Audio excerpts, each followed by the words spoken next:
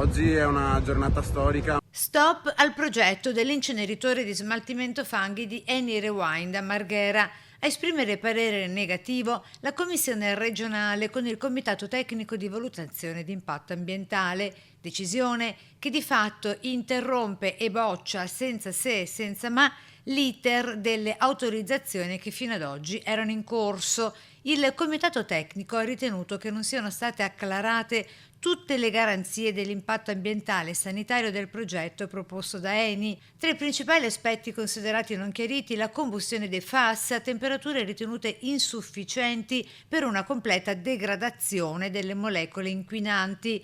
La decisione, per l'assessore allo sviluppo economico Roberto Marcato, rappresenta un segnale chiaro. La tutela della salute pubblica è prioritaria, specie in territori già gravati da decenni di inquinamento come quello di Porto Marghera, dice, dando così ragione di fatto agli attivisti dei comitati che da tempo si mobilitano anche a suon di diffide contro l'inceneritore Eni. Se siamo arrivati alla giornata di oggi senza un'approvazione automatica, ma al contrario con tantissime problematiche per chi voleva proporre un progetto così distruttivo per la salute e l'ecosistema, è grazie al coordinamento dell'inceneritore, grazie ai cittadini e alle cittadine che si sono attivati in questi anni per riuscire a far sì che questo non passasse sotto silenzio.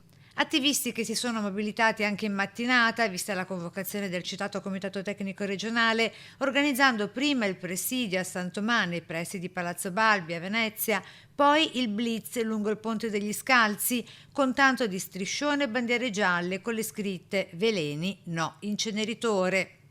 Oggi ribadiamo ancora una volta, dopo 3 anni di battaglie continue, il fatto che questi impianti sono pericolosissimi, sia quelli per i fanghi sia quelli per i rifiuti urbani, perché comunque la si dica inquinano l'aria, inquinano le acque, inquinano i suoli.